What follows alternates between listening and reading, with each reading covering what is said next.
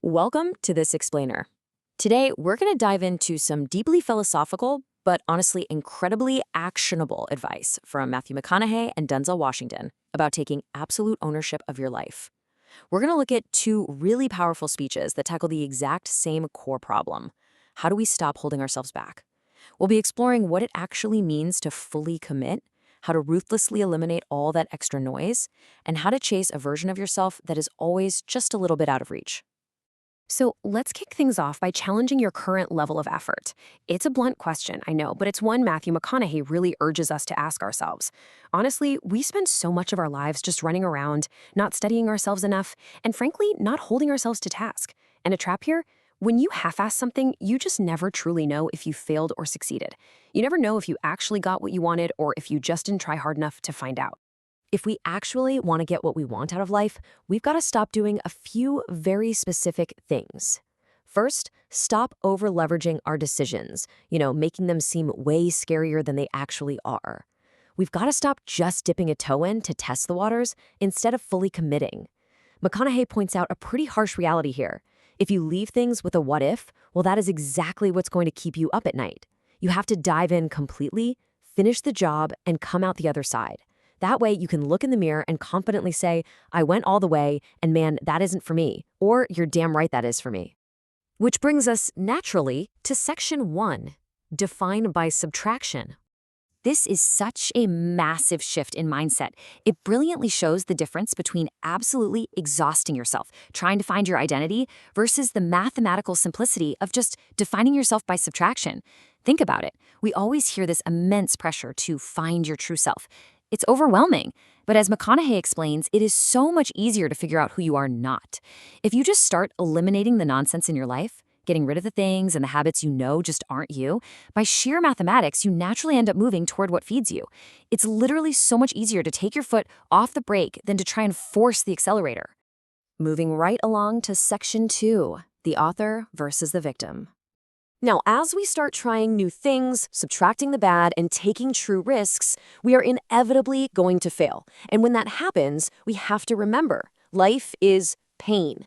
It's an ironic tragedy, it isn't easy, and it definitely isn't fair. It never was, and it won't ever be. Because of that, you absolutely cannot fall into the entitlement trap of playing the victim. You're not a victim. You just have to get over it and get on with it. As McConaughey puts it, you must take the pen, turn the page, get off the ride, and realize you are the author of the book of your life. So when you inevitably make mistakes, and you will absolutely get yourself into a pickle at some point, here is a highly practical 3-step way to handle them. Step 1, you've got to own them. Step 2, you make amends. Step 3, you move on. You have to follow this exact sequence, because guilt and regret kill many a person well before their time. Give yourself some credit, kick the habit of being overly harsh on yourself when things don't go perfectly, and just keep those pages turning forward. The really crucial point here is learning how to alchemize our setbacks. What does that mean? It means having the undeniable optimism and faith to realize that a bad moment isn't the end of your story. Life can only be lived forward, but only makes sense in reverse.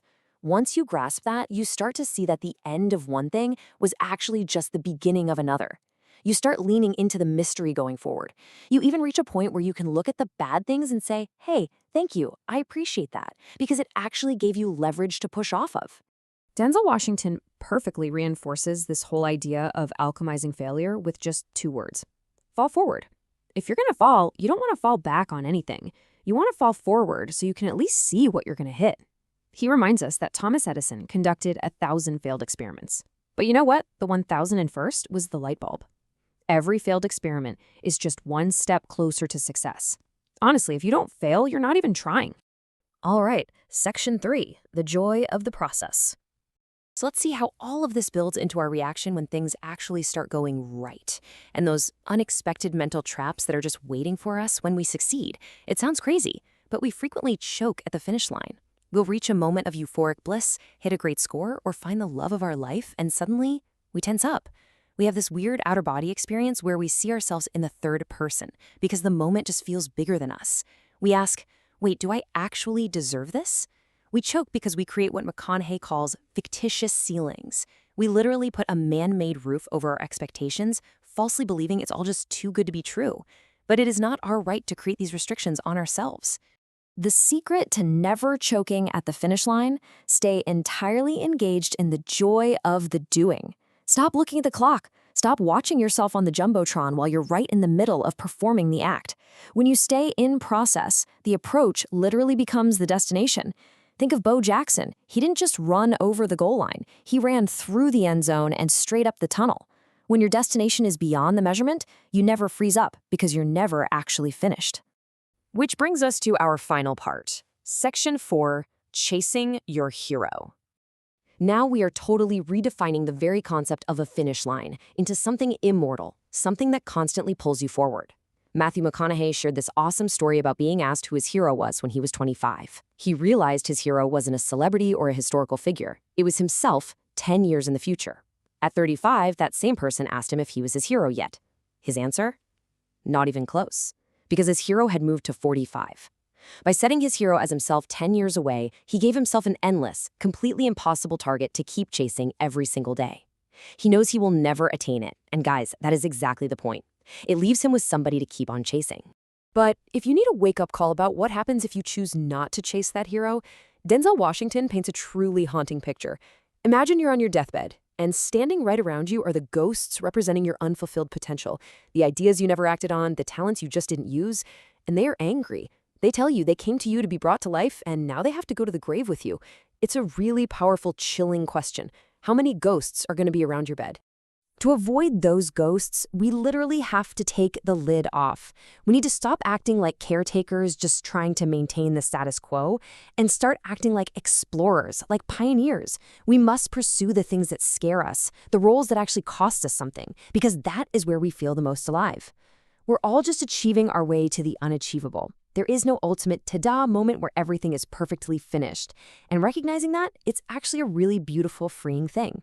So, I'm going to leave you with this final thought to carry forward, directly inspired by these incredible speakers. Whatever your particular gift is, whether it's money, patience, kindness, love, or long-suffering, what are you going to do with what you have today? Are you going to keep dipping a toe in and half-assing your life? Or are you ready to finally break a sweat, embrace the joy of the process, and chase your 10-year hero? The choice is absolutely yours.